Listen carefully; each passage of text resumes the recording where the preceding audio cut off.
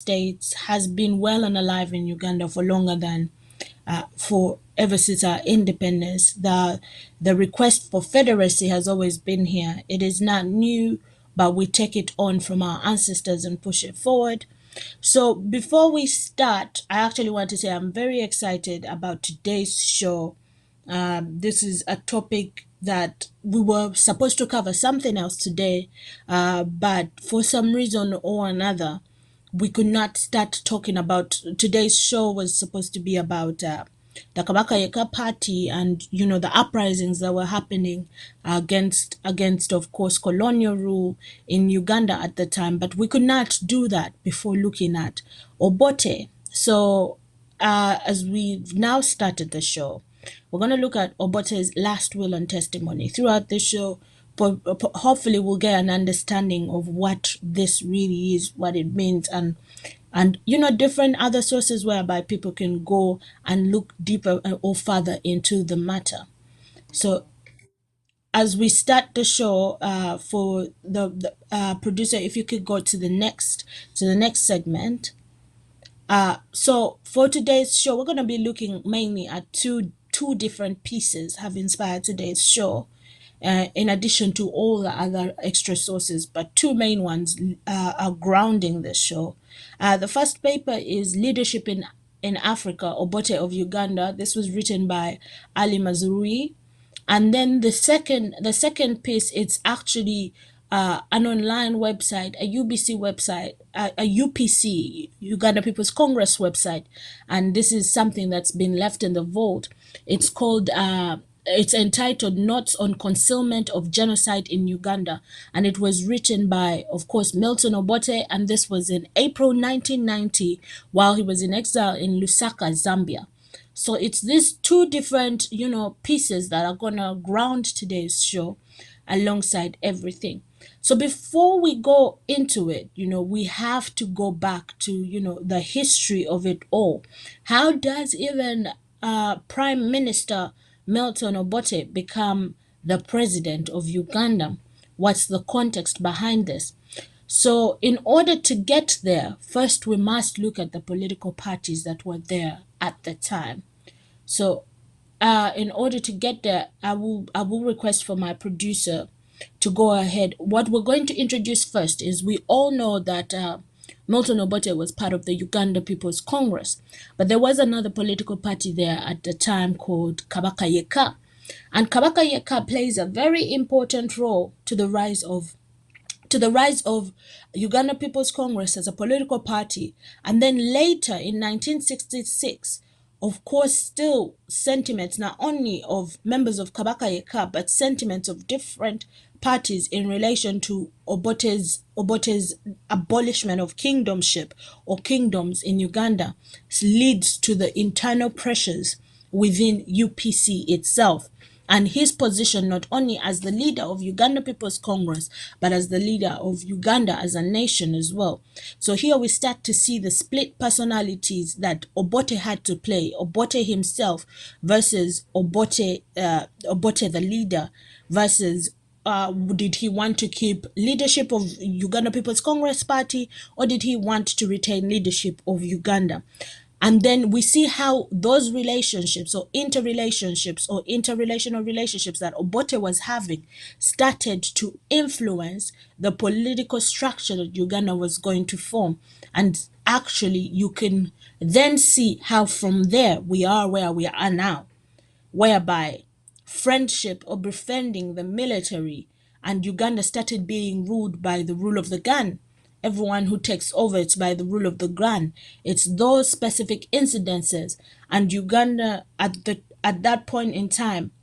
Before I actually get into everything, if the producer could go to the next segment, we will take it slowly by slowly, because I saw I'm getting ahead of myself. So let's start by actually looking into what is Kabaka Yekka and the rise of UPC.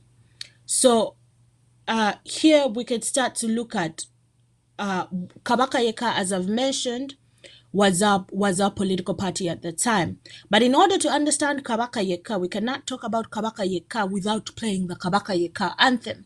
To actually have a grasp on what were the intentions of Kabaka Yekka not only as a political party, but also a political party in the political world, which is, by political world I mean Uganda's political fabric, but also to Buganda as a nation. But not only Buganda the nation, but what did Kabaka Yekka think about all the other places like Bunyoro and Kole? So if the producer can, before we get into this, go ahead and please play the Kabaka Yekka anthem.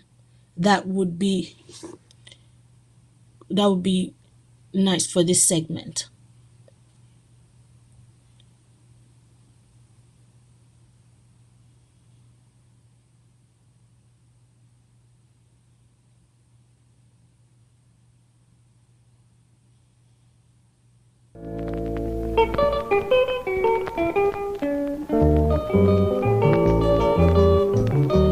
Mukubenye mizera nti Kabaka Yekka, mukubenye mu ngalo nti Kabaka Yekka.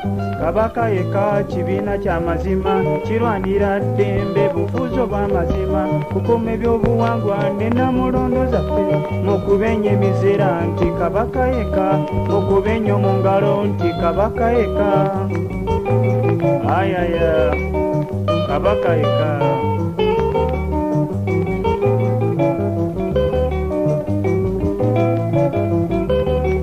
Bwetuba mutoolo nti omukama wenka, bwetuba mu Bunyoro nti omukama wenka, bwetuba mu Ankole nti omugabe yekka, bwetuba mu Busoga nti kyabazinga yekka. Mukubenye emizira nti Kabaka Yekka, mukubenye mu ngalo nti Kabaka Yekka.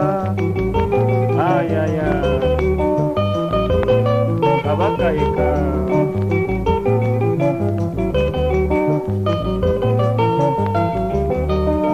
Kabaka Yekka kyagala ddembe, buli ali waali abe mu ddembe. Mayanja kangi weebale kugatta, Ali Kiseka yogayoga ssebo, Dawudi Ochengi weyongere kulwana, Abo Mayanja mu Kabaka Yekka, Eddi Lobowa nawe totendeka. Sijja kusala ddiiro, sijja kubungeeta, ndi wa Kabaka Yekka. Nze tonzija ku kyange, tombuzabuza, ndi wa Kabaka Yekka. Tulina okukuuma ebyaffe ebyobuwangwa mu Kabaka Yekka. Yayaya, yiyeleyala.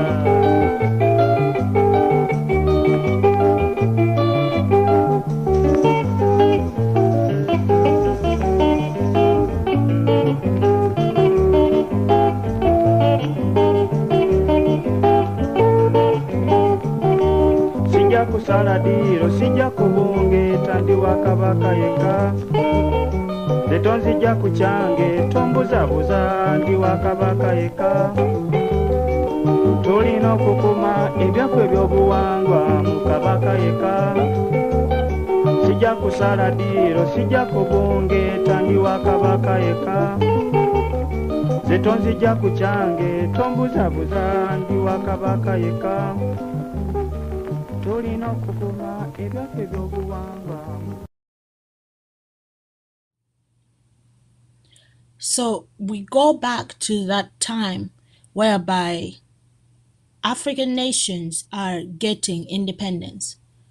And in Uganda, at that point in or period of time, Uganda was not known for, Uganda at the time was not having a lot of, was not in the main, because most of the nations on the African continent were very ideologically grained in something, be it Pan-Africanism and pursuit for socialism. But when it came to Uganda's sake, we were at a place whereby you had the different nations that were annexed, especially spearheaded by, so you have the lost counties of Bunyoro come up.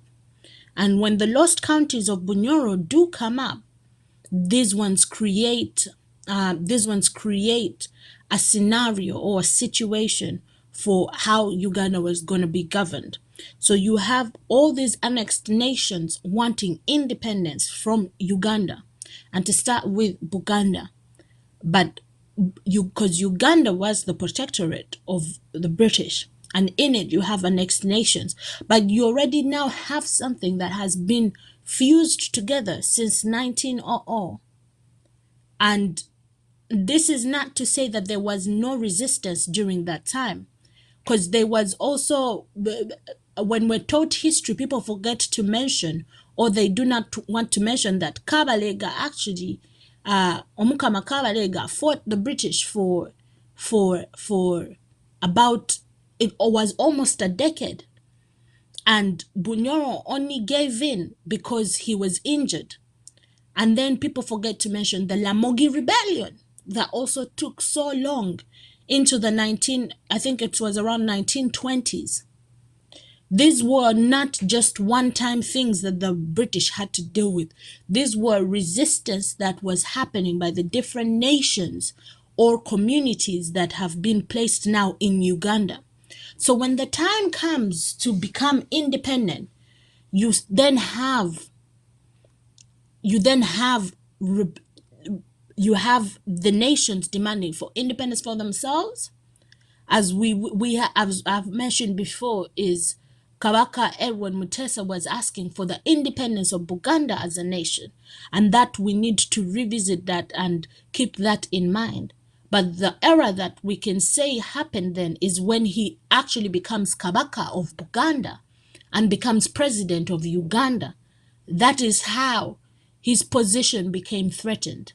But before we get into that, if the producer can please go back to the previous slide that had those box notes about Kabaka Yekka and the rise of UPC. So how does this actually go down in history? How does this happen? So, of course, there was the initial question of class in post-colonial Uganda. That's something that we should keep in mind. Uganda has had a class society because class differentials and class separations became more apparent after we came into contact with colonial powers. Not to say that they did not exist previously, but previously we even had communal land ownership, and although it was within the feudalistic work frame, Buganda could have progressed economically Buganda as a nation could have progressed differently economically, but because of the interaction, of course, this progression or these changes are changed by the Westerners coming into contact with Buganda nation. So right before independence, there was the initial question of class in the post-colonial Uganda, but the question in Buganda's sake was two times, because you have class differential situations in Buganda itself, the nation, where you do have the upper class, and you do have, in Buganda, we have the word omuntu wa wansi.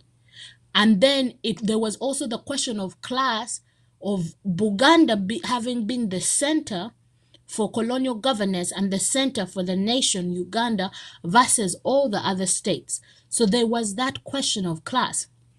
And then you have members of Kabaka Yekka were appointed by, of course, the Ruchiko. They actually joined parliament, and when they're in parliament, they move, and then there was about 24 members of the Kabaka Yekka political party. They then nebasale deal, they cross the sitting room and then go to UPC party.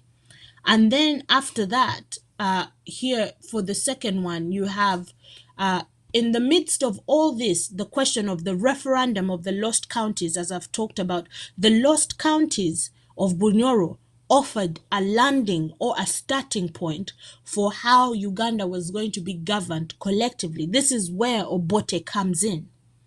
Because first of all, Kabaka Yekka and the crossing of members of Kabaka Yekka political party to UPC is the first number one achievement that Obote does as a political individual. Getting people from the Kabaka Yekka political party to actually join arms with him, it shows he has reconciled to a certain extent the initial question that I asked, the strength of Buganda in relation to the whole of Uganda. And then the next question was of the lost counties, and a referendum was going to be had. So there's also the question of this created a lot of confusion whereby the Kabaka was not only the Kabaka of Buganda nation, but that was undermined by the Kabaka being the president of Uganda and Obote as the prime minister. So when decisions were going to be made about the county, which was not only national grievances, but was also grievances of the nations that should have been discussed between Buganda and Bunyoro, the question was, do we take this from Buganda to Bunyoro to talk about this, or do you take it to the national government of Uganda? So it ended up, the two lost counties ended up being, withheld by the nation Uganda, and the referendum was going to be had by Uganda. So when the referendum is held, of course, there is a heavy voting for the two counties to be handed back to Bunyoro, and that's what happens. Even though the Kabaka, as president, at some point refused to sign some documents because he believed there was some bias and things were not being done in order for the referendum for these states, for these counties to be offered back. But those are not the important things. The important things is look at the contradictions that are happening. What if Bunyoro nation and Buganda nation sat down and talked about these counties versus what happens when it becomes a national Uganda referendum run thing? And what does that do to the politics of it? So once again, of course, the counties get given back to Bunyoro. Now we're starting to see the growth of as a political candidate, of Milton Obote as a political candidate, as a candidate who comes in and reconciles the grievances that people have, reconciles the question that these nations have. And then the next one was the argument for republicanism versus the keeping of kingships in Uganda.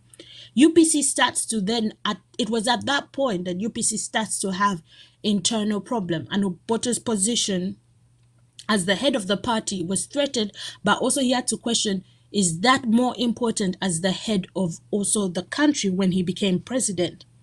And then the next one would be, how can civilian rule reign over military rule? There were two things that were happening at this point.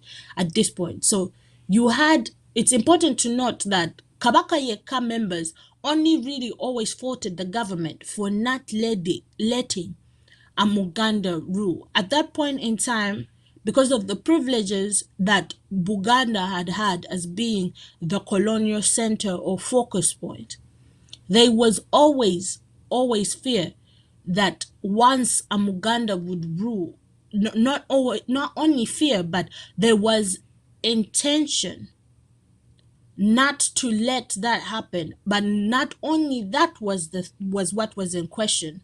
For it was not only the intent for that not to happen, but it was the acknowledgement by Buganda's politicians that they would not be given the opportunity to lead in a republic, but still would go on to beg and say, we're comfortable with participating in politics per status quo. The only grievance we have is that we're not given the opportunity to lead, versus what we actually advocate for. So you start to see individual politicians be molded and shaped by their individual desires to play into the republic, to be able to lead a nation, versus the needs and necessities of the people that were beyond just the Baganda wanting Buganda to be, a Muganda to be a president of the country.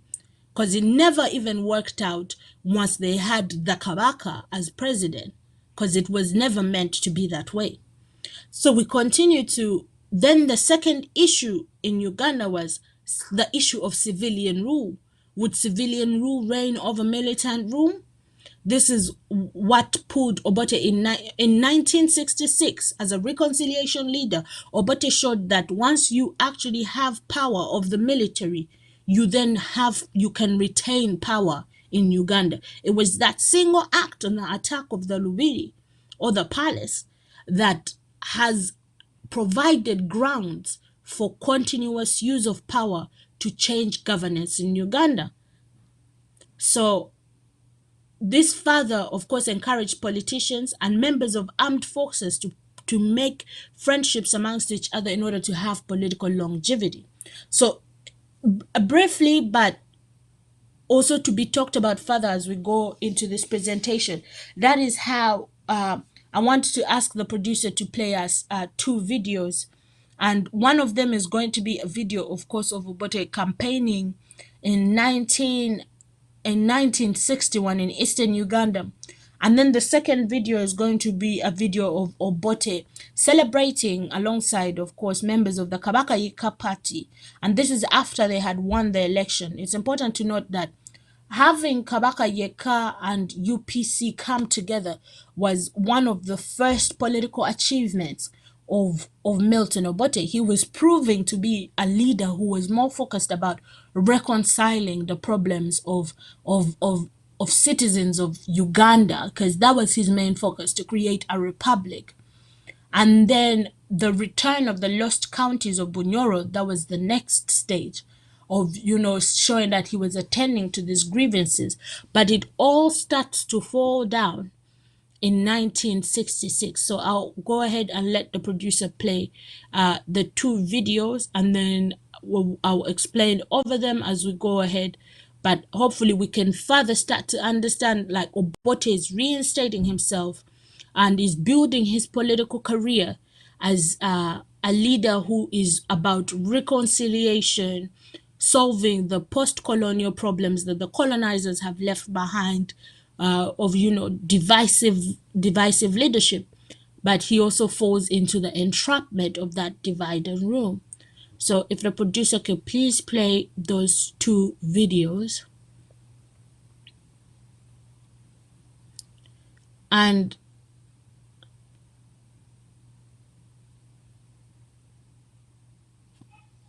most importantly, the video from UPC and Kabaka Yekka winning that was the winning of the 1962 elections. In Lango, Obote's home, they won about 61%. About 61% of the people voted.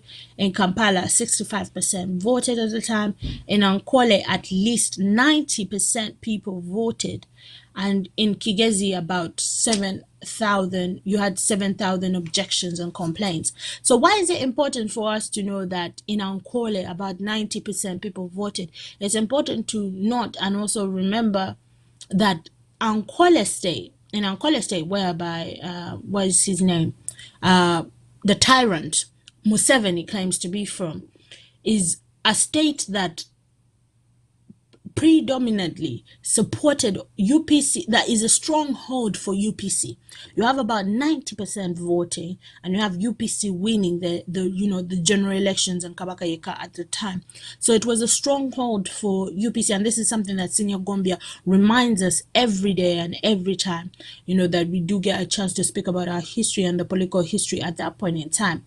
But Milton Obote's career, we can see it begins in 1960. His political career, especially coming up to the scenery, you have him becoming prime minister at the independence of Uganda. But then the main problem, of course, is the question of the Kabaka then is given the position of presidency, and that starts to create turmoil. Not only turmoil in terms of who was to lead, but also different ideologies, and that starts to create the chaotic situation we're in right now. So if the producer could please go to the next segment.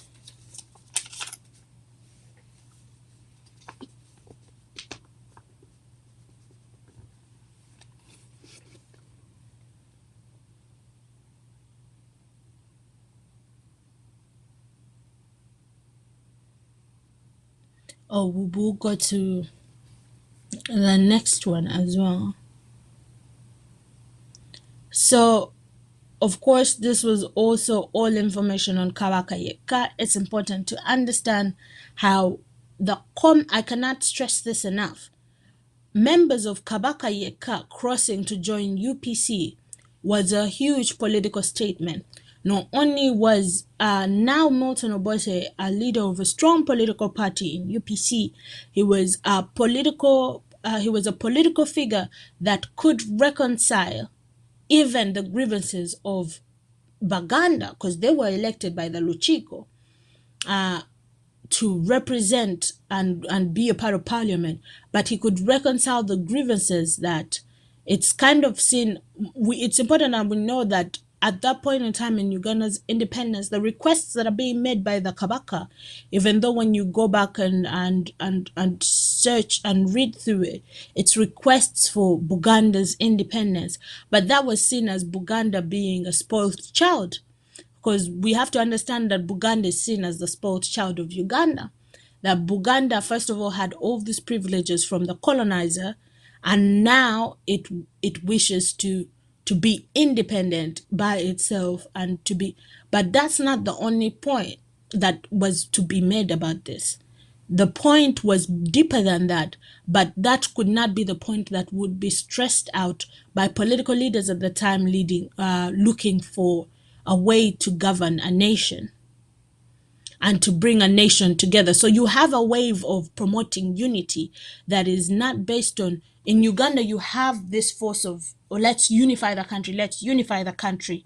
But this is what we're going to see with Obote's regime and Obote himself, but with no ideology of how to unify the country. Because the one way that the country could have been unified, of course, was in federal governance, with allowing these nations independence, but independence to run, on their indigenous terms and forms of leadership, to give them self-governance, to give Bunyoro self-governance, to run itself however it wants, but also promote unity for the nation. That was a plausible solution that could have been taken or done at that point in time. But right now you have nations pushing for unity in a way that actually starts to sidestep, and then later on Obote actually goes on to stamp out kingships in Uganda, which creates a very difficult problem for Uganda as a nation, whereby ideology becomes almost irrelevant to the change of power. So if we could go on to the next section, please. If I could ask the producer to go to the next section. And then that starts to explain to you why, with all these different changes of presidency, there has almost been no ideology behind them, but the idea that there ought to be someone to fight and get this person out of power. It's been the gun has been the main ideology. So this is where we start to see this era take place. So in order to understand Obote as a reconciliation leader, as I've mentioned before, that Obote was more looking into himself as someone who was promoting reconciliation. And hopefully that has come across as clear, whereby Obote wanted to reconcile the lost counties of Bunyoro. Obote wanted to reconcile the grievances that people had about not only the privileges or the political privileges that people who were in Buganda at that point in time, or who were in, because it wasn't only Baganda in Buganda. Let's make that very clear, because Kampala just was used as a capital city, and you had a lot of people who had studied in Buganda, but not all of them were Baganda and had studied in Kampala. So you have, as I said, the problem of class becomes an issue. So you have also the issue of class politics come to play into it. But as I said, Uganda at that period of time did not have any ideology that we're going to, follow socialism, because there was a fear for socialism, whereby, and this is something we ought to research more into, but many people and business people feared for socialism. They did not want to start to talk about socialistic politics in Uganda. It was a threat. So you have that happening. So you almost have a gap whereby other than people's ethnic groupings or traditional nations, you have nothing else. But also the traditional nations, people recognizing with Amamuganda and this, that had been used to divide the people already, and no ideology of unity was being given by political figures. So you have Obote as the person versus Obote as the leader.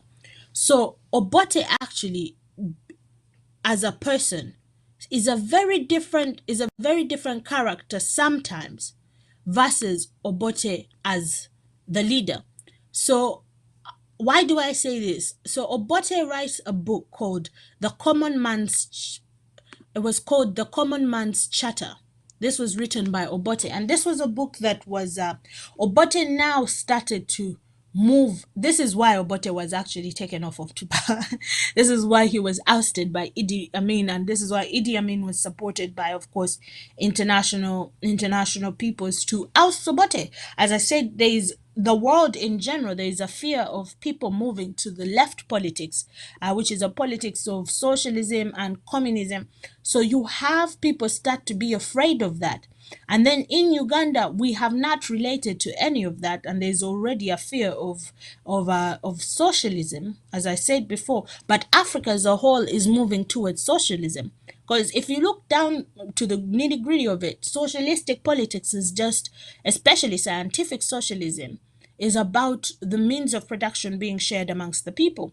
So you have Obote, the person who believes in socialism to a certain extent, because this is why Obote was close with Nyerere. Let's not forget. Obote was very good friends with Julius Nyerere, and Julius Nyerere, and numerous times, offered Obote, refuge, and also helped Obote with coming back to power. Like, he actually took it upon himself to oust Idi Amin. It's because of Obote's socialistic background. But so he goes on to write a book that's called The Common Man's Charter. But the title is the only thing that's socialist about it. Because then that's Obote the person. Then you start to see how Obote the leader now starts to become the problem. And then all the contents of the book had nothing to do with the common man. It was more, of course, reconciling the grievances of the political structure and, making politicians comfortable. And isn't that a scenario that we're very familiar with in Ugandan politics today, whereby even with Museveni's rule, let me use an example. It is, so you have, we had, what was it called? Whenever you have grievances of big figures, it's not about actually resolving the issue of the common person. It then comes about of readjusting the political atmosphere to suit the playground for political figures. So this also starts to happen with Obote, whereby you have Obote, the person who relates to certain ideas. Obote wanted to bring in, free healthcare. He was looking at free education, but none of that was really at the center of his common man's charter. Because once he writes the common man's charter, yet I'll go on and read a section where it says, yet the common man's charter is also an exercise in reconciliation leadership. Obote actually failed to sink his political ideology into him as a politician in Uganda. The role he was playing did not provide for him to do that, because there was a lot of things that were happening around it, and he could not fully push Uganda's politics ideologically to the left, because he had even failed to reconcile the different nations in Uganda, sorry. So that should actually be, that is important for us, because it points to whatever reforms Obote could have brought, or because, as I mentioned before, there is a push to unify African nations. Not only that unify Congo and Kenya together, no, there is a push to also unify the ones inside Uganda. There is a force for Lango, Acholi, all of those to be inexistent and have this fused republican identity as Uganda. There is that pressure to create this unity that didn't exist. And Obote, the person, could have provided for that by moving Uganda to the left. But as someone who was also being, he knew his position there was not secure.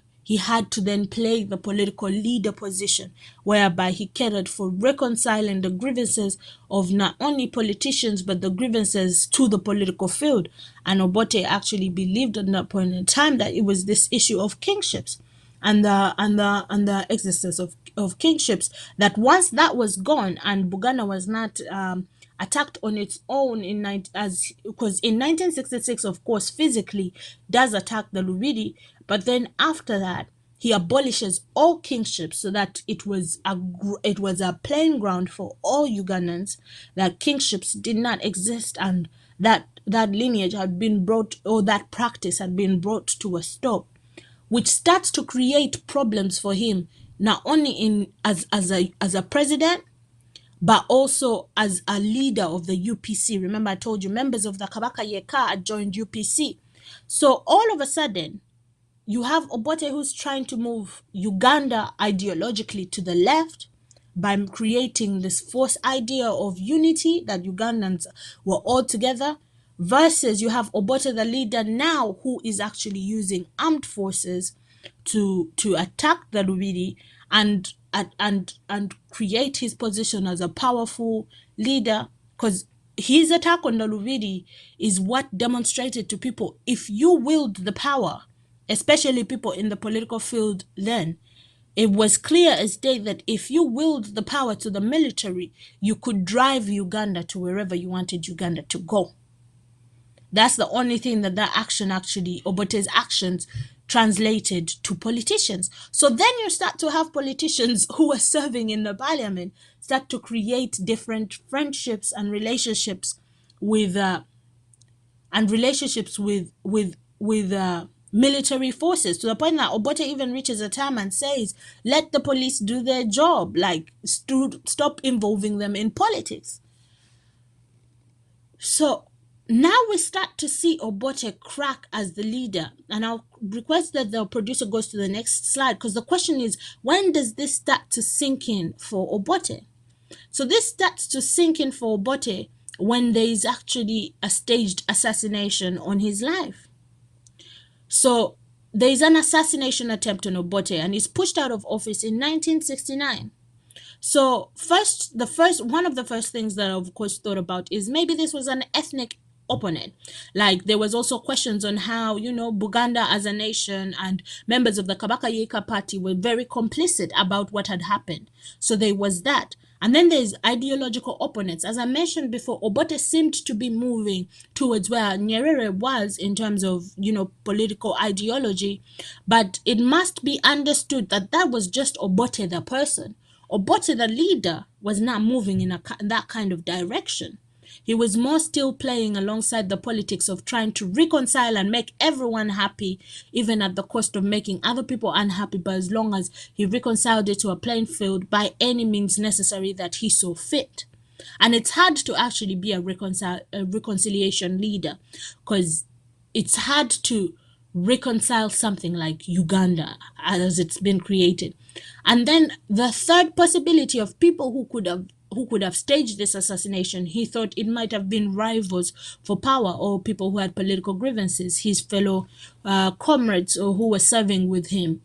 And then, of course, number 4 was maybe it was some crazy person who wanted, to rise to fame for assassinating Obote. But in 1969, after this assassination attempt happened, he becomes more wary. And then, as I did mention, Obote, of course, was seen now by the world that he was moving towards the left. That is why once a coup d'etat is had by, of course, President Idi Amin Dada, you have the West supporting him. Because we have to understand that in this period of time, it's times of the Cold War, and it's a time where ideologies are fighting against each other. You have capitalism that has been running the world for the last century and losing its grasp, versus you now have the extreme left that exists in so many facets, from socialism to Marxism to communism to Leninism. So you have that also happening. And especially the socialistic principles are playing a major role in African nations gaining independence to go through that avenue. Socialism had become very, very prominent on the African continent. and African leaders were taking it upon.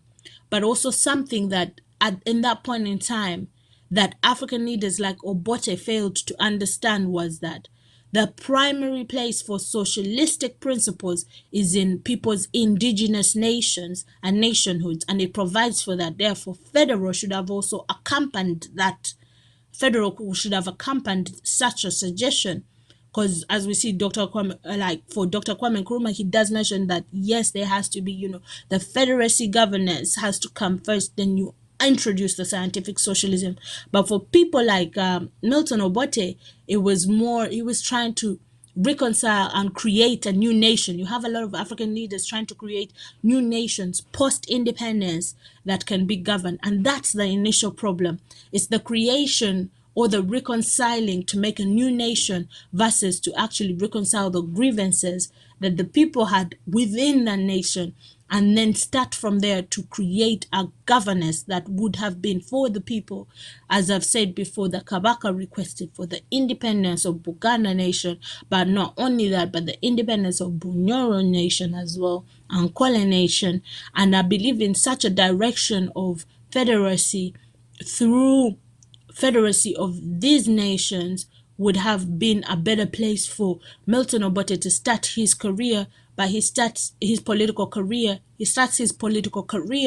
off of reconciling grievances that have been created by the colonial situation that then leads Uganda into a post-colony of what it becomes, of war zones, of genocide, and of tyrants coming to power through the rule of the gun. So, of course, as I did mention, Idi Amin comes into power. They push Obote out because Obote is then moving to the left. And that was a threat to, of course, American supremacy and not only American, but Euro-American capitalism. Because Africa provides most of the raw materials that are used by these nations. And that's the reason Africa is exploited. So you cannot have then Africa return its means of production to its people. So that will always be a threat to that empire. So they make sure to push out Obote, and then Idi Amin does come into office. And then, of course, then also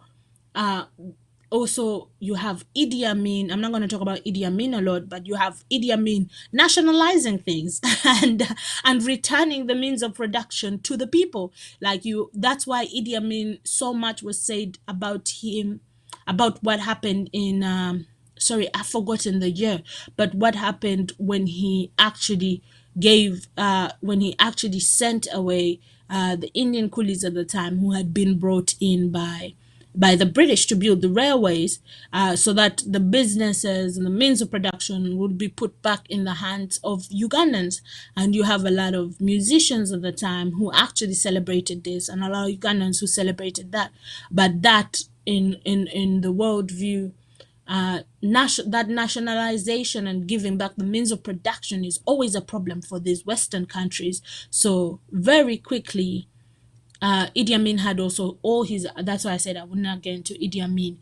Then you have in 1980, you have then towards the end of the 1970s into the 1980, you have Nyerere coming to personally oust Idi Amin. As I said, he's good friends with Obote, and Obote comes into power. But then for Obote too, and Obote coming into power, because of everything Obote had done in his first term, people were ready to get rid of him the second time. It's just the person who would take the opportunity to make sure that they were the face to getting rid of Obote at the time. So this is how Uganda finds itself at the bush war that people claim to not understand. Its history goes back to independence because of Obote's abolishment of the kingships and Obote's creation or fabrication of unity as a reconciliation leader. Uganda becomes such a split, a place where no ideology holds strength. It all just floats, because what is never talked about is the idea of federal governance and through the kingships. Because if that was talked about more, then we can start to reconcile these problems. But because we function off of a unity that's fabricated, and we don't get to the root causes, then we don't really see what the problem is. Because the problem is the republicanization of Uganda itself, the unitary governance that Obote created. Because when Obote comes back and you have Obote too, people want to get rid of him as soon as possible. And of course, President Museveni, and he's not even a president, he was not elected into presidency, but Museveni takes this as an opportunity to not only study the weaknesses of Obote's regime, which he knew as kingships, but to use this opportunity to put his face as the hero to come back and govern republicanized Uganda without anyone questioning or asking for the initial principles that were asked for, and that's the governance in a federal agreement of the nationhood of the annexed nations within Uganda. So that's why Museveni says he brought back kingships, but that is only symbolic. He did not actually, because many Ugandans do not, especially my generation, we do not understand or have an understanding of what did the kingships want at independence time. You're not gonna tell me that Bunyoro, which lost Mukama Kabarega at the time, who fought for it not to be colonized by the British, wanted just Uganda to get independence. I'm sure Bunyoro wants its independence, but to still have a relationship with Uganda through apologies. But to still have a relationship with Uganda through this federacy. So the question of Uganda was not, oh, let's abolish Uganda and not have Uganda.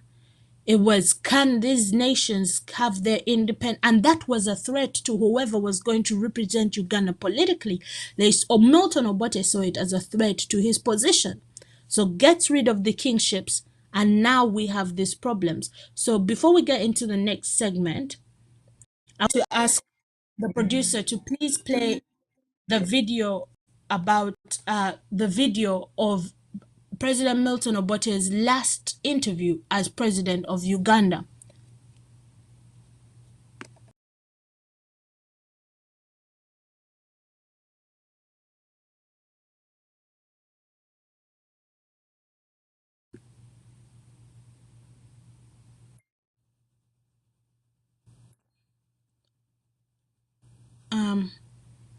Could I please ask?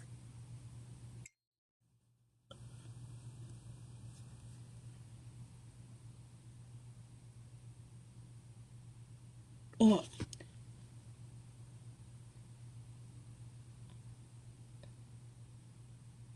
this is actually another video that we forgot to play.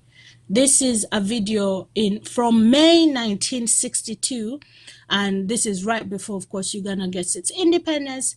And this is members of the Kabaka Yekka and UPC party, and right here they're celebrating their victory and nationally winning all those positions that they had won into what would be Uganda's new parliament.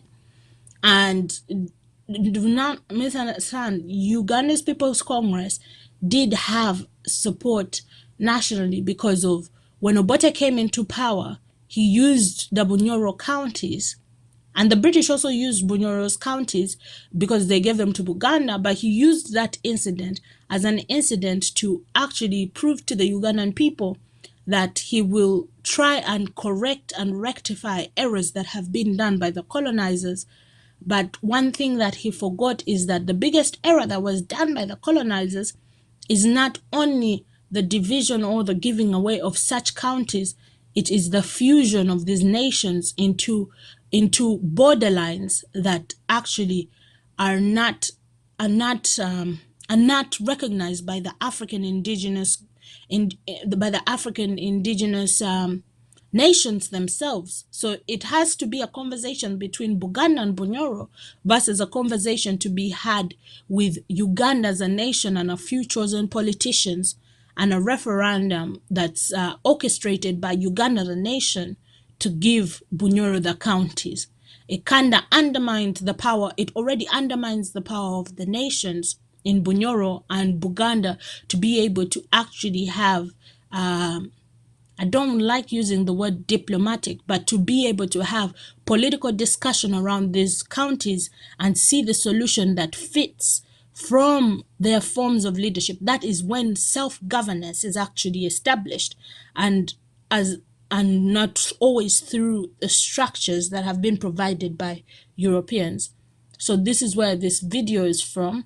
And then the next video, if the producer could please play that, is going to be a video that of one of the last interviews that President Milton Obote gives before actually being pushed out of power in 1985.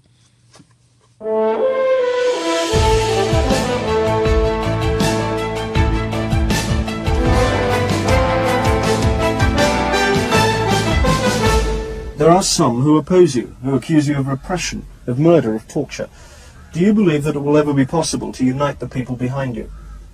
In Genesis chapter 1, where God began to make things happen, and things did happen in 7 days, it cannot work in a situation of this kind.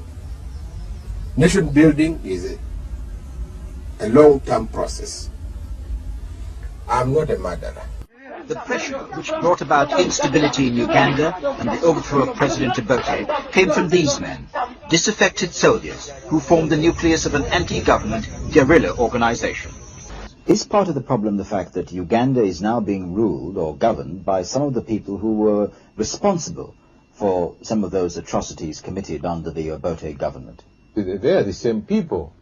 They are the same people who are now trying to turn round. But because of pressure which has been brought to bear on them by the guerrillas who are fighting round Kampala in the bush and also in the western region, this puts everything in a kind of turmoil because, as I told you earlier, we have only musical chairs changing. The orchestra remains the same, and it's a pity. There is no doubt the killings are continuing, and that despite steps like this release of prisoners, Uganda's new leaders still aren't trusted. Part of the problem is the prisoners see some of the same faces they saw in the past. Tito Okello, the head of state, served under Obote. Amin Onzi headed the feared intelligence service under Idi Amin. Too many of the country's new leaders are old faces tainted with the past, and few Ugandans believe that they didn't play some role in the system they're now trying to change. Broadly speaking, the difference is on whether we are going to hold fellows who committed crimes in the past accountable for their crimes, or whether we should condone these crimes. I think that's why the other side is scared of some of these points, is scared of an agreement. If you do not sign the agreement, will it be all-out war? Well, of course, the war is on. The war is going on. So if the agreement is not signed, the war will go on until it is concluded by military means. You see, all these things, brothers, depend mainly on intentions and partly on mechanisms.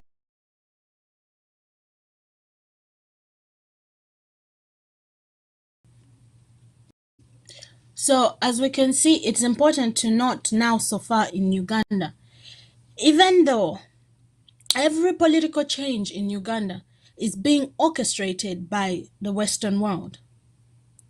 Of course, the attack on the Lubiri and Obote being president and the abolishment of kingships, although Kabaka Edward Mutesa was the most prominent Ugandan in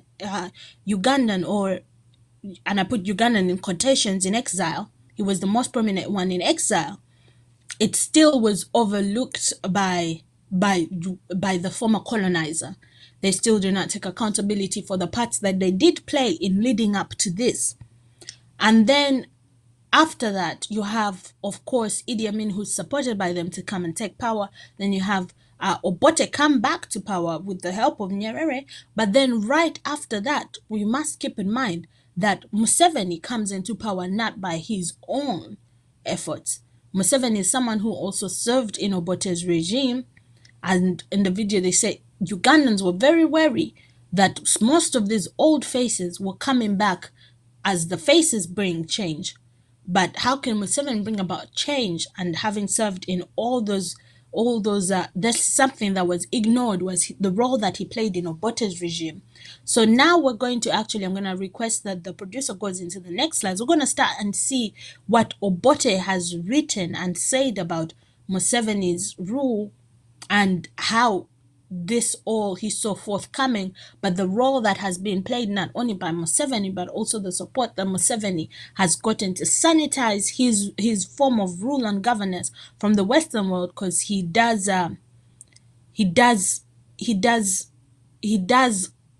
the dirty deeds for the Western world.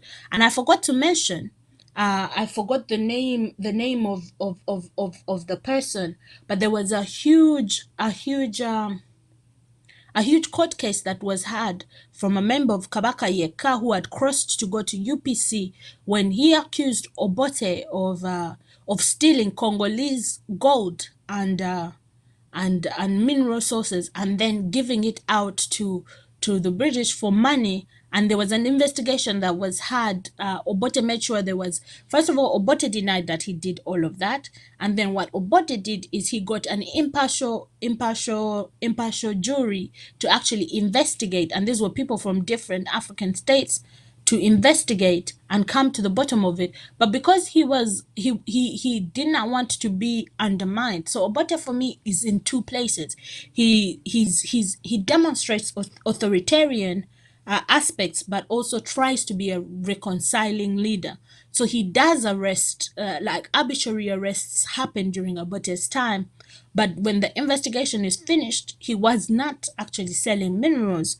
He wasn't doing the backdoor work of selling Congolese minerals to the British. But those are accusations that now we can prove have happened during Museveni's time.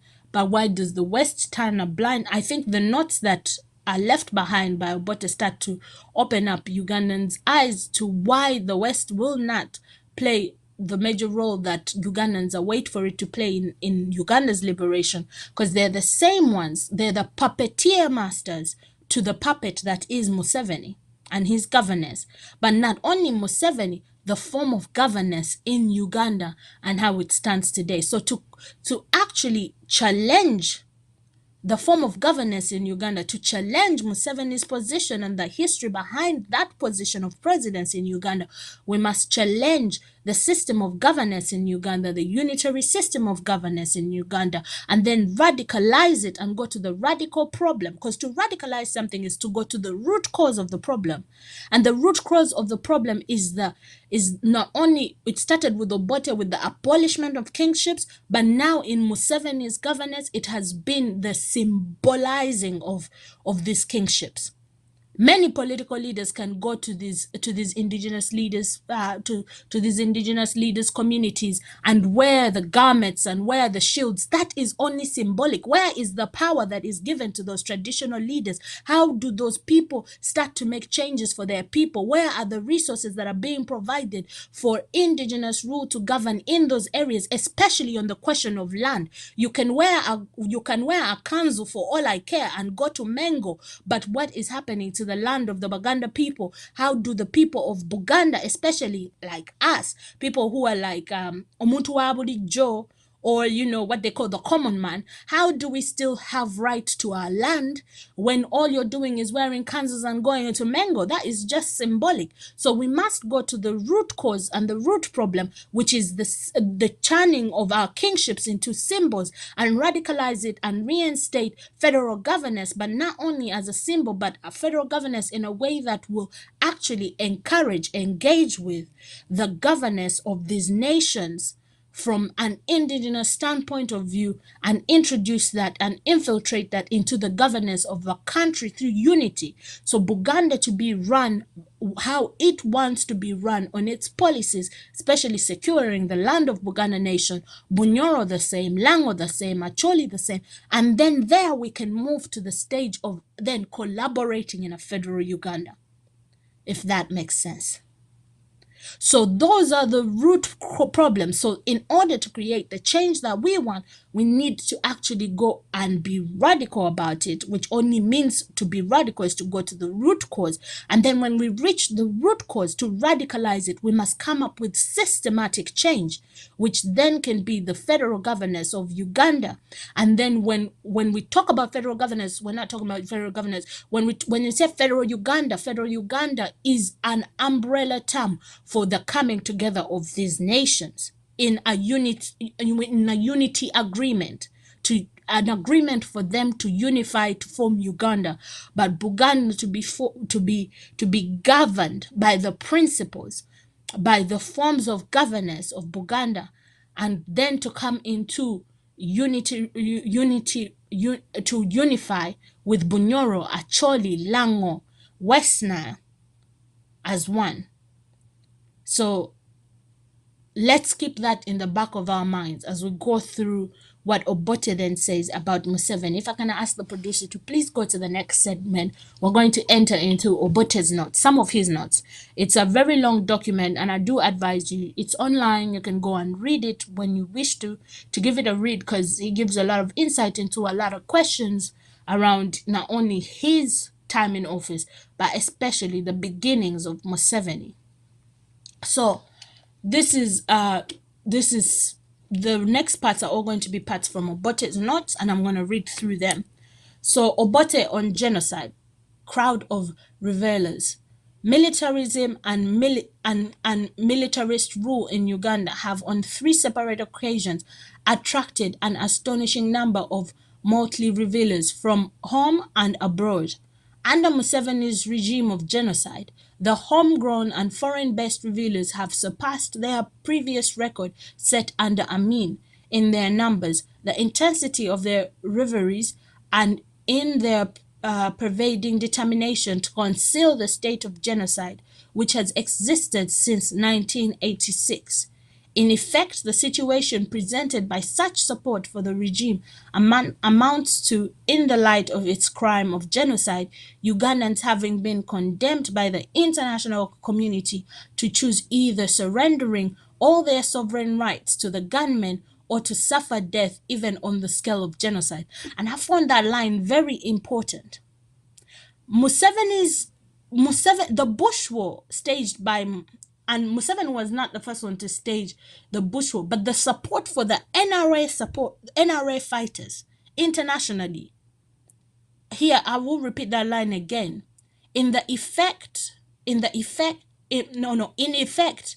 the situation presented by such support for the regime amounts to, in the light of its crime of genocide, Ugandans having been condemned by the international community to choose either surrendering all their sovereign rights to the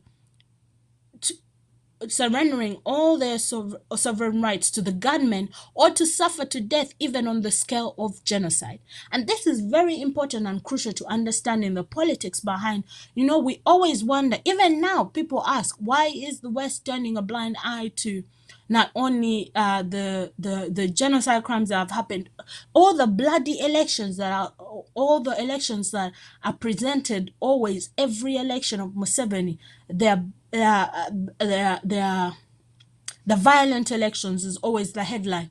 But why does the West turn a blind eye? Here, Obote reminds us that it has reached, the support for Museveni's regime in the West is so high that the West states either Ugandans should give in to the rule of the gun by Museveni, or they should suffer to death. And this is a situation that we saw happen in Acholi with what was happening with Kony and a Lord Resistance Army. The people in that region were left to die. Not only Acholi was affected, but West Nile as well, to die. And no one was actually having a discussion on the genocide that was orchestrated by the government, by Museveni's rule.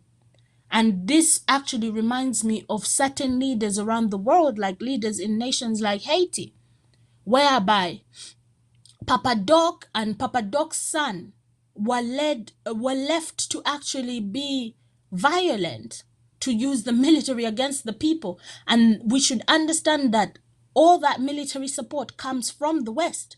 The money to buy those guns, the money to buy those resources comes from the West. And it is seen as a way to repress people who are asking and demanding for change. And once that is here, Obote says the support for Museveni is so strong, they will watch you die before they come in to help you, because it's upon you to either give in to the gunmen or to die out. And then Obote continues to say, what else can one say in a situation where the world and its powerful institutions, such as governments, the press, and human rights organizations, knowingly accept a state of genocide or condone it or conceal it or water down its existence?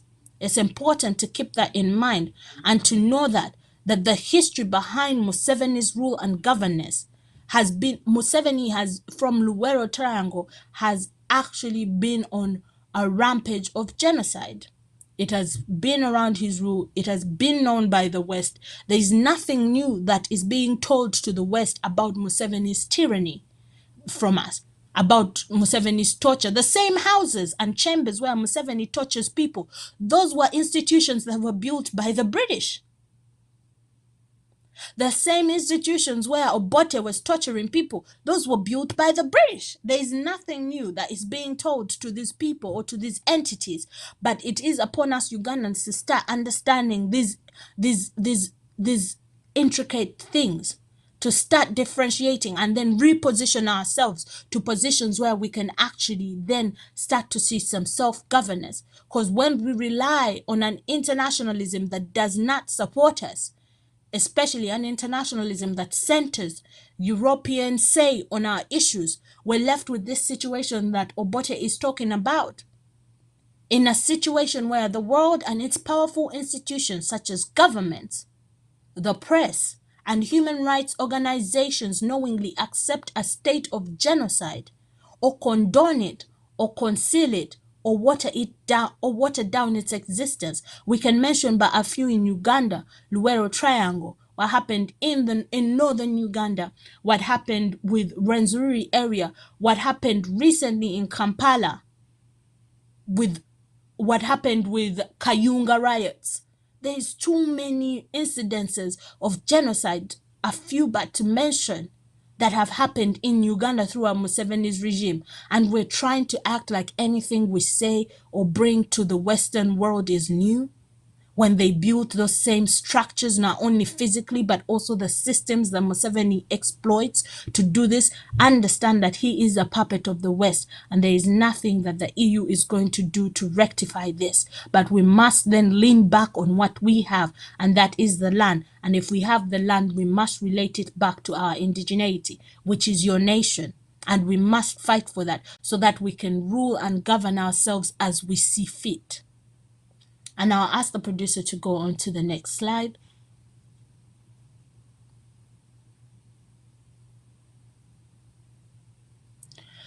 So here we have Obote continue. So these are just segments from different sections of the page. As always, as I do tell you, take some time out, go read these things to yourself. It's different when someone tells you that they saw a yellow cab pass over, and it's different from when you experience the yellow cab pass over yourself. So it would be quite nice if you actually take time out and go read these as well, because we will provide the sources.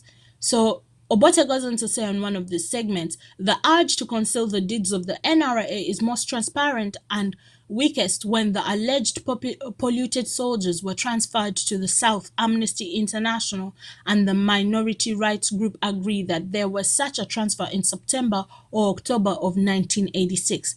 It is true that in the third week of August, Basilio Okello attacked border posts, but Okello's forces withdrew within 24 hours. The peace which ensued must have made it possible to transfer the polluted units, but was there ever peace in Acholi following the arrival of the NRA?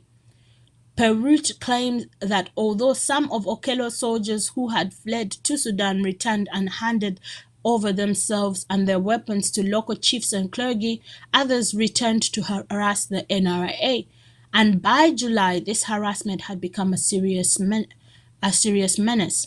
There was in fact no harassment of the NRA. On the contrary, it was the other way round. The NRA wasted no time in harassing and humiliating the Acholi.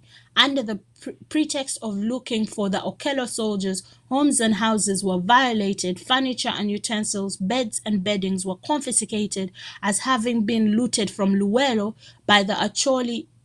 Even the women's dresses, gomeses, and any good dress were taken as property looted from Luwero. Schools and dispensaries were ransacked. Crops such as simsim and sunflower were commandeered and taken by the NRA without pay. Cattle, goats, sheep, and chickens were treated in the same way to feed the NRA. There was no area of Acholi where such treatment was not meted onto the people. In May 1986, the NRA began the operation of abducting young boys of 14 years and above. As the operation proceeded, abduction was abandoned, and the NRA, on reaching a village, would order the villagers to assemble the young boys. To assemble, and young boys were then picked and taken away. They have never been seen again. When therefore Museveni in August ordered all ex-UNLA soldiers to surrender to NRA units, weapons in their possession, many such soldiers then in villages in Acholi simply fled to Sudan and soon returned with or as part of the Okello forces to engage in the NRA. The invasion was a total failure, and Museveni, in giving account of its outcome, said, "We massacred those chumps." Amnesty International minority group International Alert must have been greatly embarrassed when their hero uttered those words and continued to repeat them throughout 1987 and 1988. This is also a very important time that Obote speaks of. Museveni has always, even with Uganda, didn't he say, we'll crush them like we'll crush the other ones? He always admits to his crimes. He doesn't hide from his crimes. But none of this is actually, it doesn't motivate it doesn't motivate the allies that our leaders convince us they're going to look for allyship towards. Because Museveni is actually provided support through them.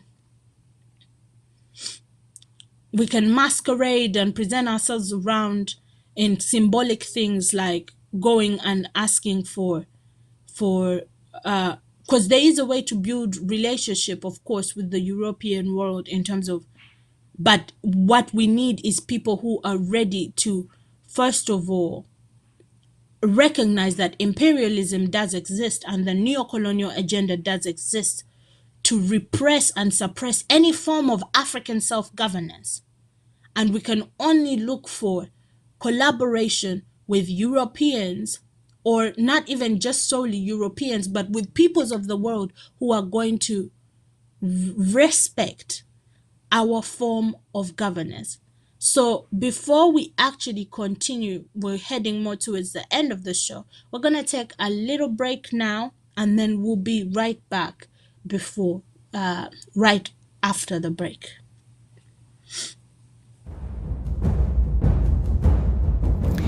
Chief Justice Owinyi Dolo is a former private lawyer to Tibuhaburwa and involved in the constitutional change of the term limit in 2005. Whilst in 2017, he also participated as panel judge in the infamous constitutional change of the age limit, famously known as Tojikwatako, which gave Tibuhaburwa a further hand at impinging on the Ugandan people's human rights. In all cases, he has been involved as panel judge, including Dr. Chiza Besige's election petitions. He has served the dictator's interests. Michael Chibita is a former private secretary of Museveni, aka Tibuhaburwa. Overwhelming evidence from the survivors and victims of the Museveni state terror suggests that Michael Chibita frustrated, blocked and subverted justice in all the high-profile murder cases that occurred just before or during his tenure as the Directorate of Public Prosecution, DPP, of Uganda. These cases include Nsenga, Afande Haji Sebagala, Magistrate Mafabi, Wilberforce Wamala, and many more, including delayed justice for Masaka businessman Godfrey Katoka jury. The families of the murdered people have never received justice. Those who narrowly survived the premeditated murders continue to live in fear and are now refugees abroad. Extrajudicial kidnappings and killings of Ugandans have only worsened due to the impunity that Chibita has actively participated in. These cases are among many that have been lodged at the International Criminal Court, ICC, against Tibuhaburwa. Don't forget that Tibuhaburwa appointed Chibita in all the positions he has held to date, as his former private secretary, legal judge of the High Court, DPP, as Supreme Court judge, and now as a member of the petition panel to seal the rubber stamp to Tibuhaburwa's rigged victory.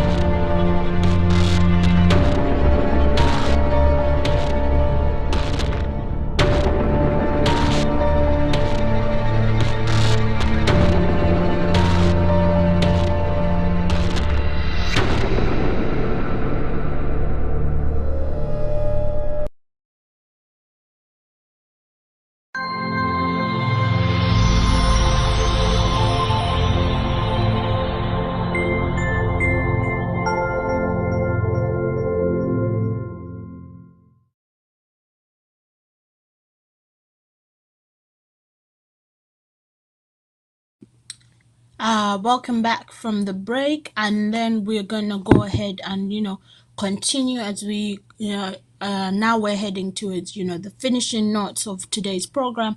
And I hope from today's program we're beginning to see, number one, the problems that were created by Obote, not only through his actions but also through the failure of him to fuse his intentions, as we can say. He maybe had, because in that last interview he talks about nation building does take some time, and it's important to actually think that some of these leaders had aspirations for where Uganda could be or Uganda could have been, but the failure to actually reinstate that, because they were so busy being political leaders in Uganda, the post-colonial state, they started to face the problem of neo-colonialism. So a proper candidate was needed to drive the neo-colonial bus, and that is Museveni. And that's where we are at today. There is a huge gap for who's the right puppet to choose to continue riding the neo-colonial bus. And in Uganda's sake, there's there's the idea of course, the Federation of East Africa, whereby, of course, in there you already have neo-colonial puppets such as Kagame and other rich African leaders who, of course, it's going to be a class interest, and it's about them protecting their class interests, which means that they still give the minerals and resources from not only the Congo, but also from our countries to the Western world for just change, pocket change that they get to build their empires and become rich. So you have the elites still doing this. That's number one option. But then also the other question is, what leader can actually come into politics? There is a reason why poor people cannot be politicians in Uganda. That's because it's a game of the rich, and it's about protecting their interests. So there's a huge gap and a huge question of who can the Western world trust enough to be the next puppet. That's why all these leaders from Milton Obote to Idi Amin, they start to face the question of neocolonialism. And when they are not the suitable candidates to carry out neocolonialism, they are pushed out of power. That's why Obote denounces on numerous occasions how the Western world has supported and let Museveni run the country to the ground as he has, just on violence and genocide. We must remember that Museveni has been built off of the graves of our ancestors. Museveni will not be president without the massacre and the genocide in Luwero. Museveni will not be president without the massacre and genocide in Acholi. Museveni would not be president without without even Mohozi out here participating in genocide with his attack in Kasese. So we have to understand that Uganda being ruled by the rule of the gun is the only form of governance that is going to be respected and paid tribute to by the West, because Museveni came as a peace bringer, didn't he? And the West sanitized his image as the bringer of peace. But when you look behind the closet, it's genocide after genocide. And it's not going to be any different.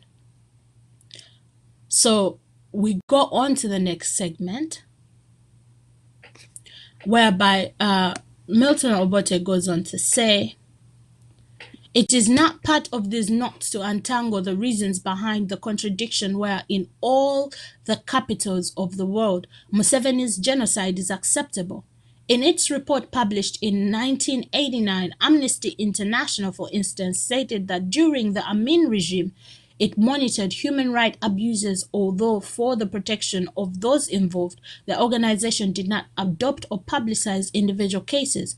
It is a most surprising statement in view of the fact that Amnesty International has not used the same reasoning in respect to other countries and has published reports or exposed its concern about the gross violation of human rights by regimes in those countries which are said to be as brutal as that of Idi Amin.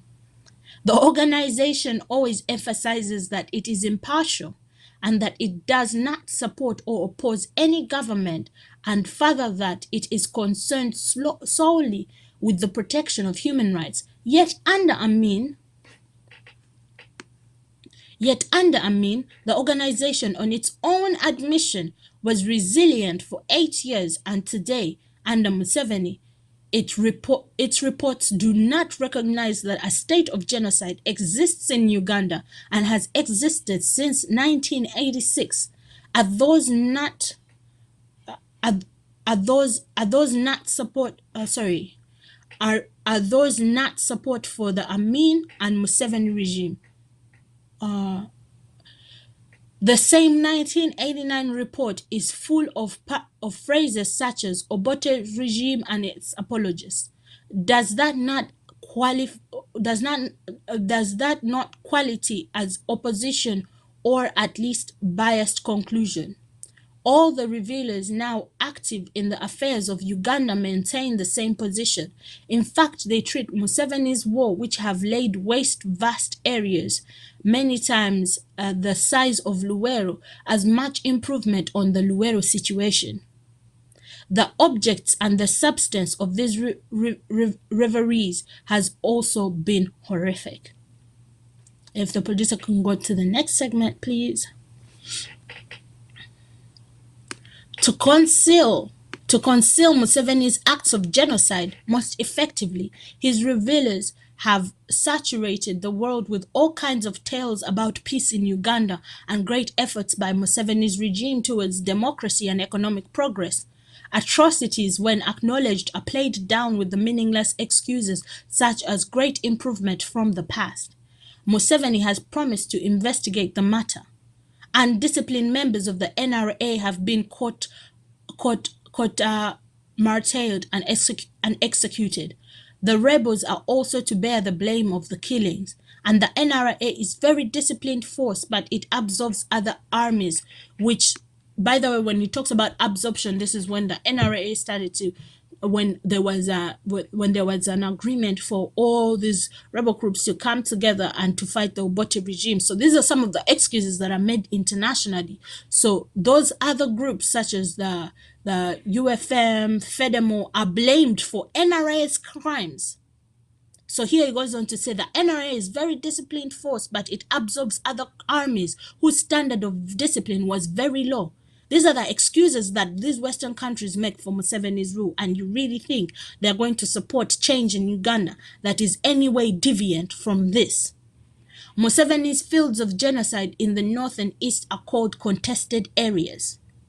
The phrase appears to have been designed to conceal the fact that, like in Luwero, it was Museveni who first attacked the people, who in turn, following the attacks on terror, choose to fight and die with dignity. And then if the producer could go to the next slide.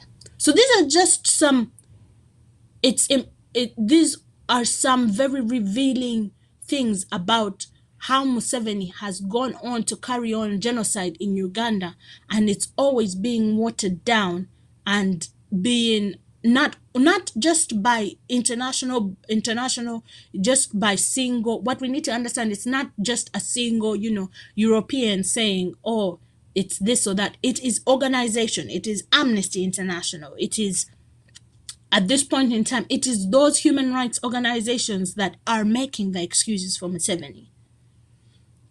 And it's the governments as well. So on this last segment, of course, Obote talks about Museveni as a fraud.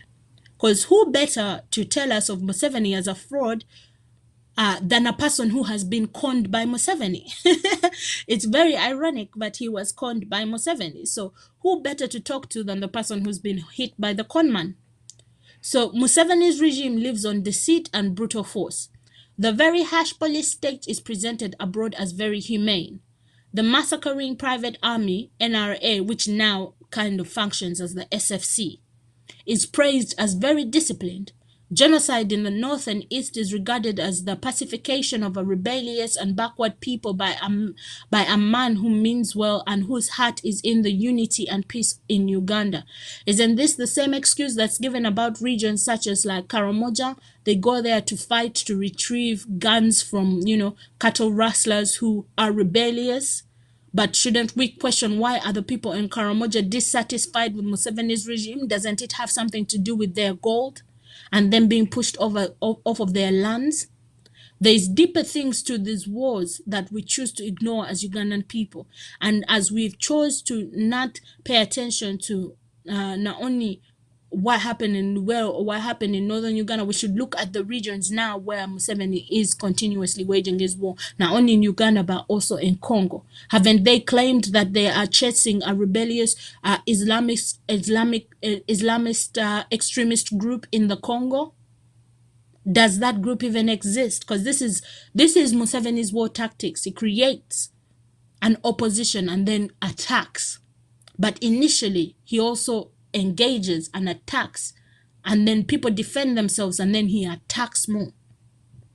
So we should keep all these things in mind and what's being said here. And I will continue there from where I was reading, where it goes on to say, I will read again from the top. Museveni's regime lives on deceit and brutal force. The very harsh police state is presented abroad as very humane.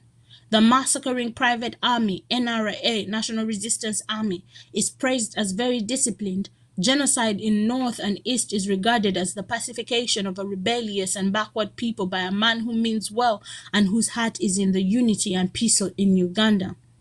The crashing poverty affecting every Ugandan home, every homes in so-called peaceful South, is blamed on past regimes.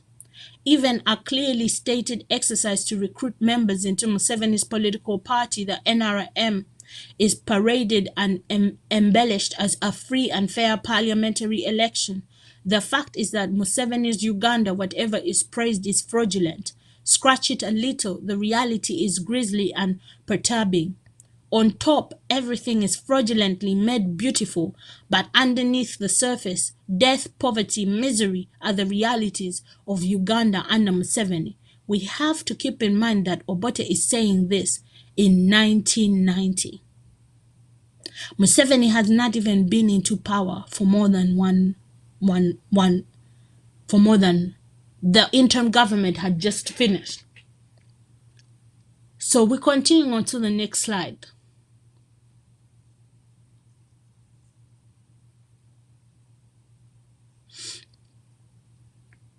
And then here Obote goes on to say, as I said, I usually just chop parts and bits that suit the program. It's always better for you to go and read the whole thing.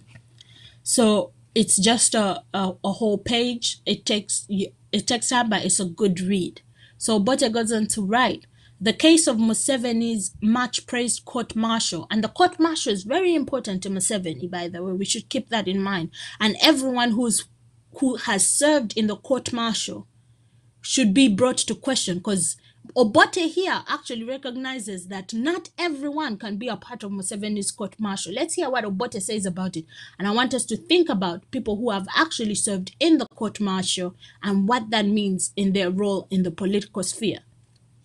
The case of Museveni's much-praised court-martial, for instance, and this is keeping in mind that Museveni is running a militant regime.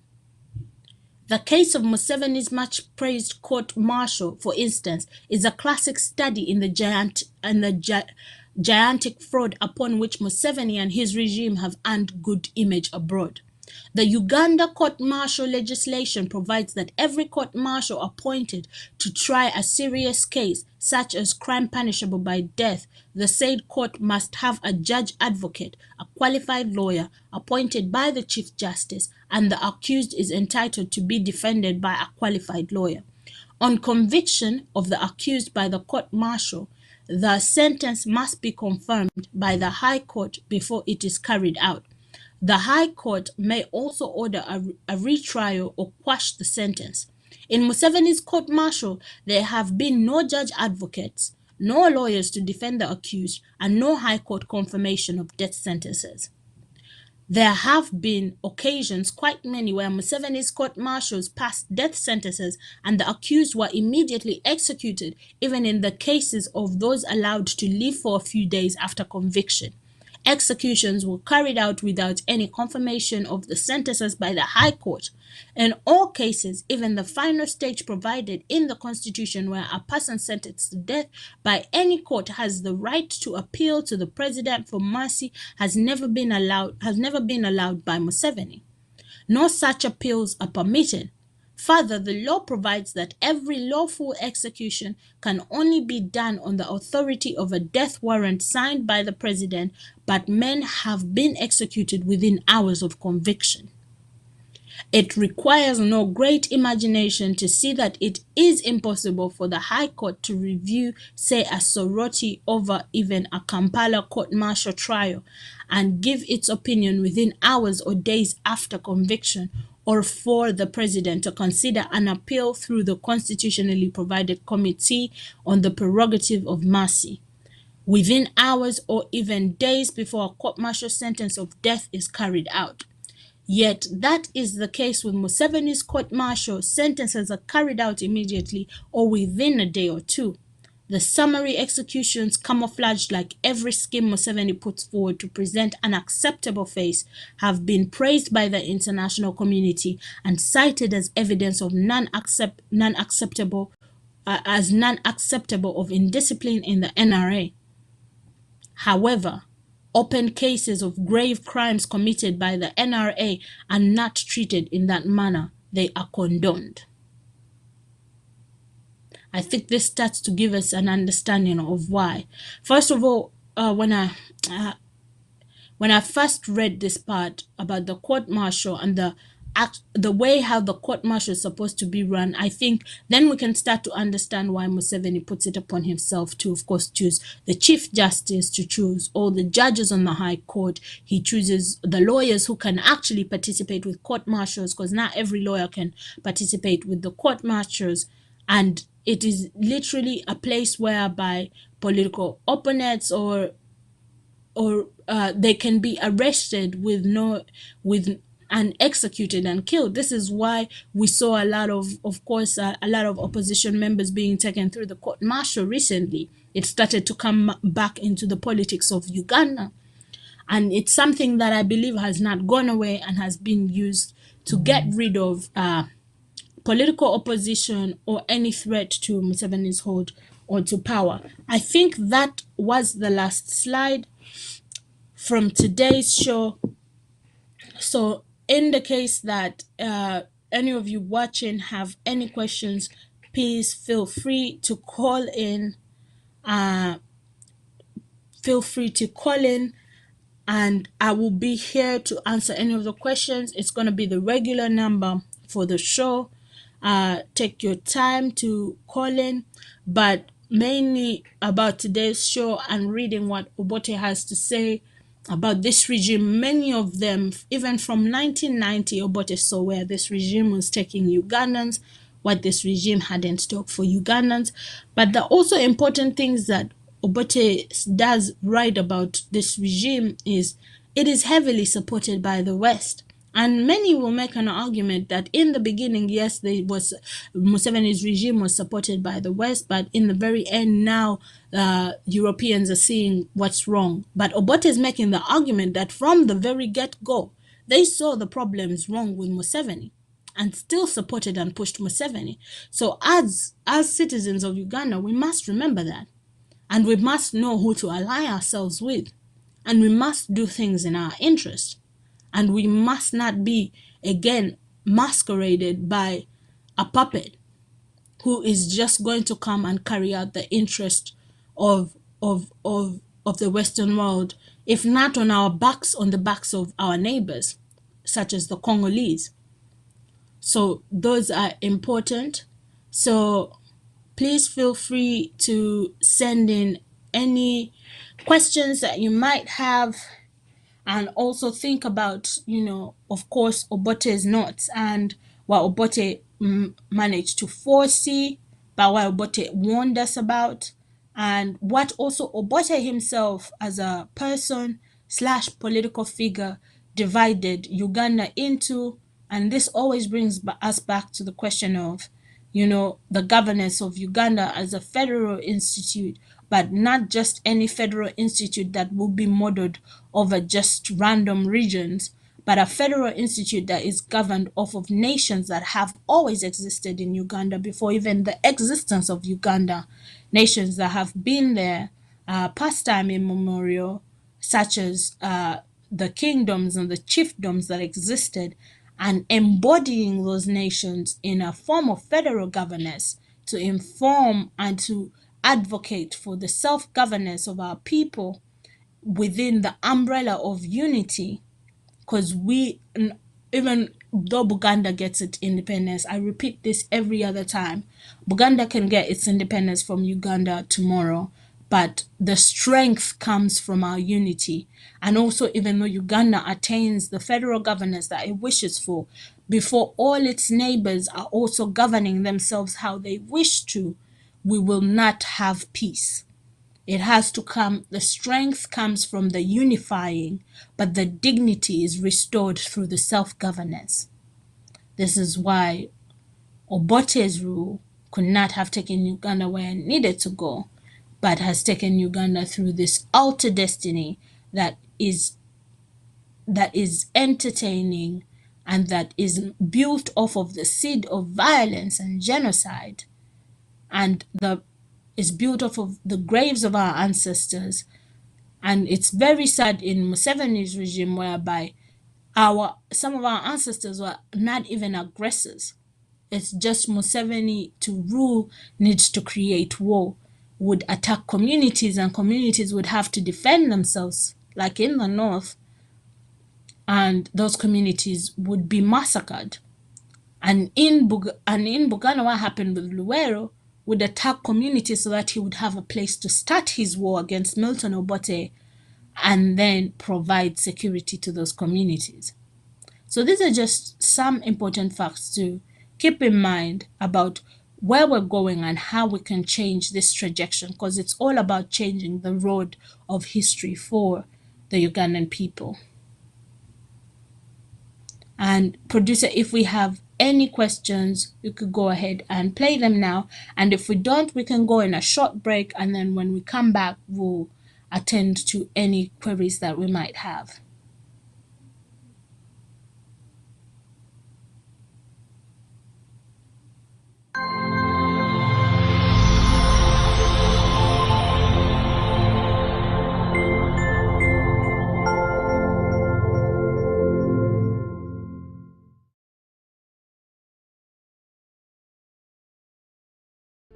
Dr. Andrew Takome Kayira was born on 30th January 1945 in a small town known as Nkokonjeru in the Buganda region. He is regarded as one of Uganda's forgotten heroes, a true nationalist whose love for his country sent him to an early grave. He was a lawyer and professor and had many accomplishments since 1971, with many of his accolades attained from his education and political experiences, both nationally and internationally. Significant is his doctoral dissertation titled Condoism in Uganda, which has awarded him an internationally recognized terminology now used in criminology. He joined several political organizations, including Uganda Freedom Movement, UFM, which he was the leader, the Uganda National Liberation Front, UNLF, later joining the National Resistance Army, NRA, which had once been his organization's rival.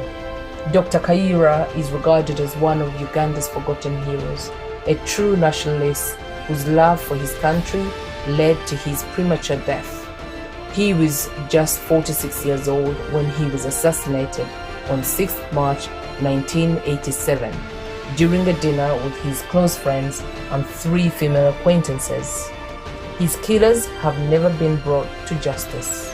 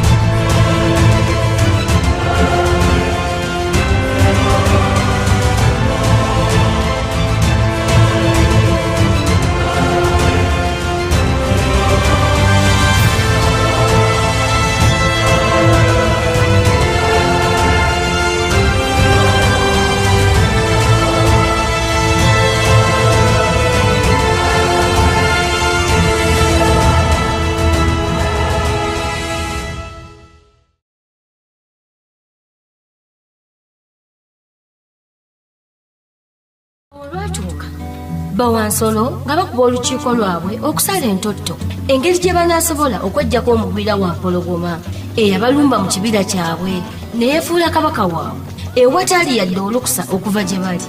Wampologoma yajjanga mununuzi okubataasa ku mmese ezaababbiranga ebinyeebwa byabwe, kubanga yabagamba nti ewaabwe gy'asibuka bakugu nnyo mu kutega emmese eza buli kika.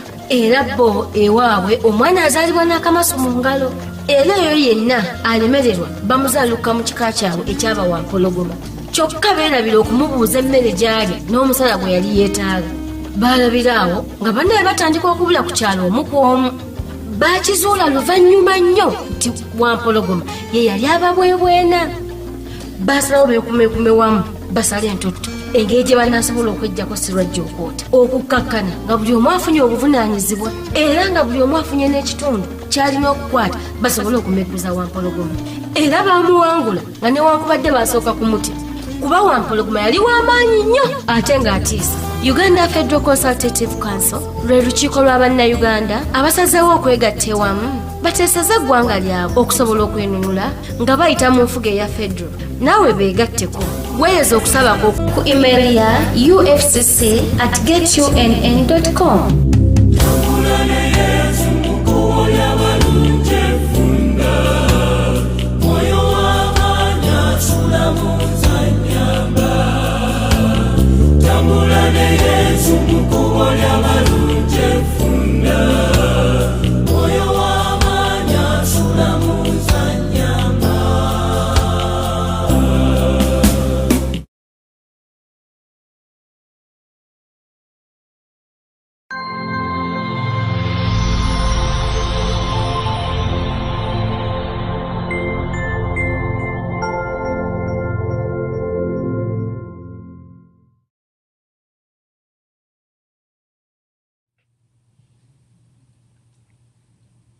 And welcome back from the break.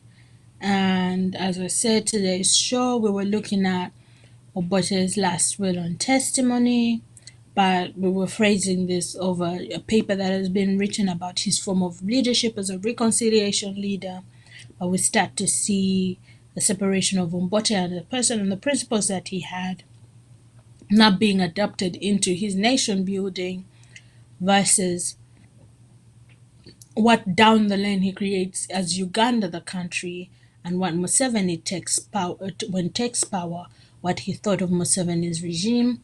At this point, if you have any questions, any queries, or any commentary that you would like to add to the show, go ahead. I believe many of you have the show's number and contact us. But if there be no queries or questions, I will go ahead to, of course, close the show. These are the sources for the night.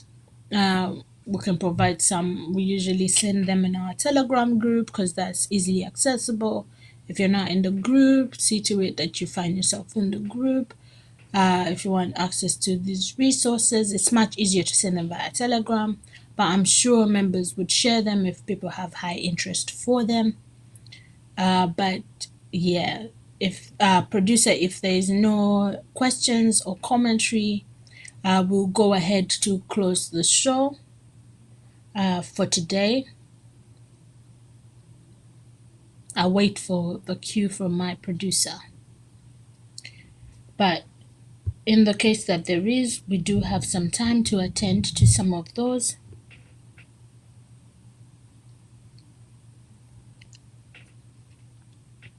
But I guess my last comment about everything that I've presented here today is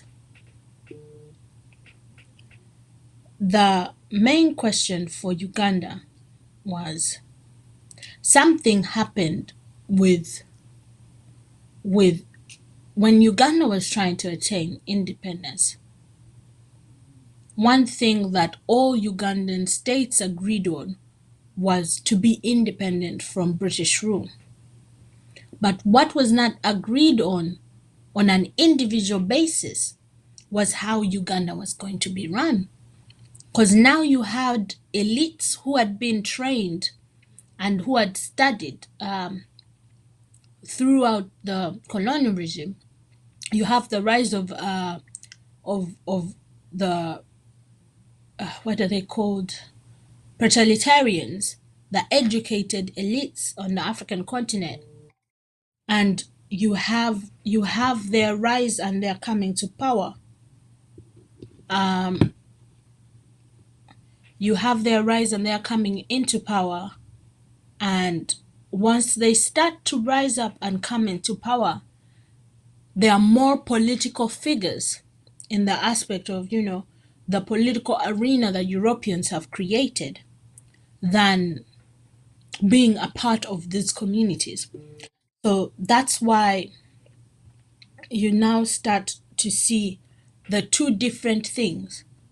Ugandan states as a whole want to completely be independent from the British, but how the states want to do it, like Buganda state or Bunyoro state, because these states even throughout colonization had fought for their independence from the British. They never just sat back and let the British be in control. But it's individuals who have now are chasing a political career or have ideologies that they wish to chase that now start to establish new things in Uganda. And we start to see this with Obote. And Obote, it was so bad to the point that Obote never even got to establish changes that would have been significant to us today. Sorry, oh, bless me, like changes that would have been significant, such as any socialistic reforms. He never even got to that point, because at least that's ideology that could have been adopted by the nation to bring the means of production back into the arms of the people, which indirectly comes back to that to the people who own the land and giving that back. Obote was not even able to do that because he was basically building a political career as a political leader in the template that's been provided by Europeans. So you have nations who agree on how to get that we need to become independent of Europeans in Uganda, or more specifically the British. But the problem is these nations are not discussing as nations amongst themselves. It's individuals who have, because we all in Uganda can relate to a certain nation, but it's individuals who are pursuing a political career and just can recognize as part of those themselves as part of those nations, but want to create an umbrella unity that is based off of no ideology. Again, I bring us back to this is why reinstating a federacy that recognizes and gives attribute to and leans onto that form of relationship with these nations becomes of utmost importance to rebalancing out what Uganda could be. But this is not only the case for Uganda, it is the case for most, if not all, African nations. For African nations to get to a point, we need to not rebring back, because rebringing back is hard. To bring back the past is not hard. We can go to the past, but what we can retrieve from the past and bring back, we need to remold and shape it to our times and bring it back. And that is to settle the quarrels from before. Total independence of these nations and the being able for these nations to be run by themselves allows for a self-dignity, because these were nations that were governing themselves, that were not only brutalized but humiliated and stripped of any self-dignity by the colonizers. They need to be given back that power, that attribute, and then we need unity. I cannot emphasize this enough, because it is from that unified force that we are strong. Once we reckon with those 2 points, we can go to where we need to go. But in any case, that will be for today. I hope that many people, or that whoever attended the show or saw the show, you do continue to have conversations about this, continue to spread the word, continue to immerse yourself in the works that will make you understand why is it that federacy is important, not only for in Uganda's sake, but for the whole of Africa, and how can we implement this federacy becomes very important, and why. The why, searching for the why in your research, in how you relate, and seeing how this fits within us. As I said, we need to be radical about it, go to the root cause, and solve the root cause problem. I want to wish you all a good evening, good afternoon, or a good morning. But my producers did send 2 messages that I will highlight and go ahead to read. I want to thank someone who sent this message, who said, keep up young desire and make Uganda and Ugandans understand those initial points in politics that have created chaos in Uganda. We are ready to defend Uganda, our motherland. UFCC, UNN, big up. Want to appreciate the person who has sent through this message. And yes, I am with you. Understanding of those initial points of chaos are important, because only then can we go back to these points in time and these places and start to figure out a rectifying plan.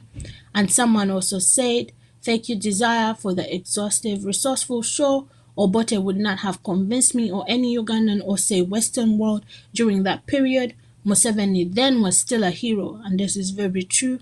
As much as this document is fitting now, then anyone would have said that he is being a crybaby. This is very true. This is very true. I thought about this as well, and how this missed the eyes of many.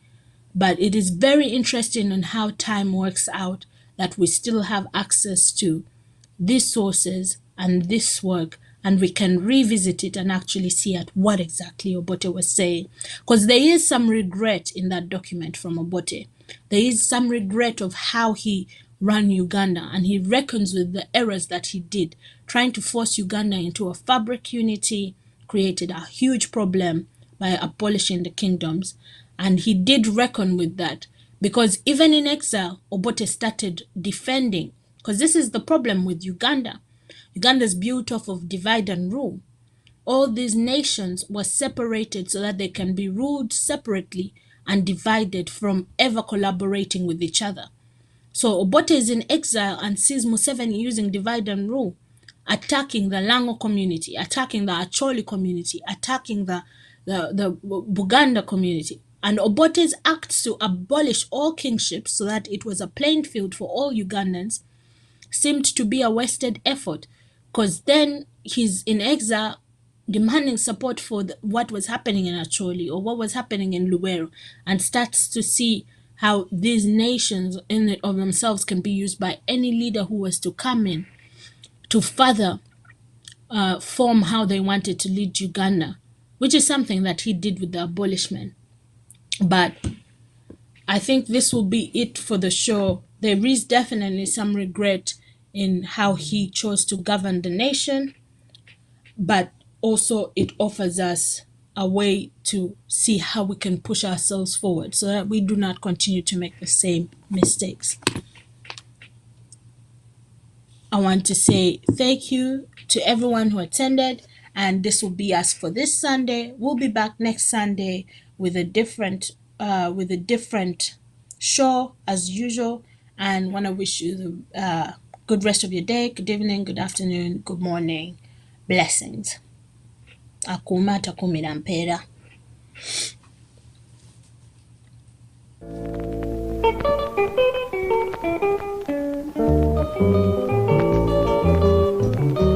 Mukubenya emizira nti Kabaka Yekka, mukubenya omu ngalo nti Kabaka Yekka.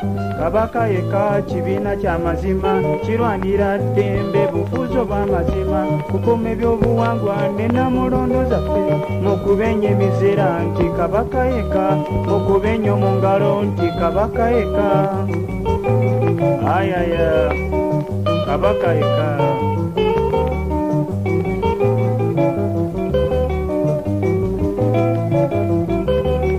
Bwetuba mutolo nti omukama weka, bwetuba mubonyolo nti omukama weka, bwetuba mwankole nti omugabe yeka, bwetuba mubusoga nti kyabazinga yeka. Mukubenya emizira nti Kabaka Yekka, mukubenya omu ngalo nti Kabaka Yekka.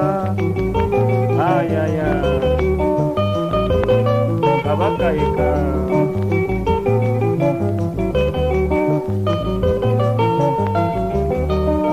Kabaka Yekka kyagala ddembe, buli ali waali abe mu ddembe, mayanja kangi weebale kugatta, ali Kiseka yogayoga ssebo, Dawudi Ochengi weyongere kulwana, apo mayanja mu Kabaka Yekka, Eddi Lobowa nawe totendeka. Sijja kusala ddiiro, sijja kubungeeta, ndi wa Kabaka Yekka. Nze tonzijja ku kyange, tombuzabuza, ndi wa Kabaka Yekka. Tulina okukuma ebyaffe by'obuwangwa mu Kabaka Yekka. Yayaya.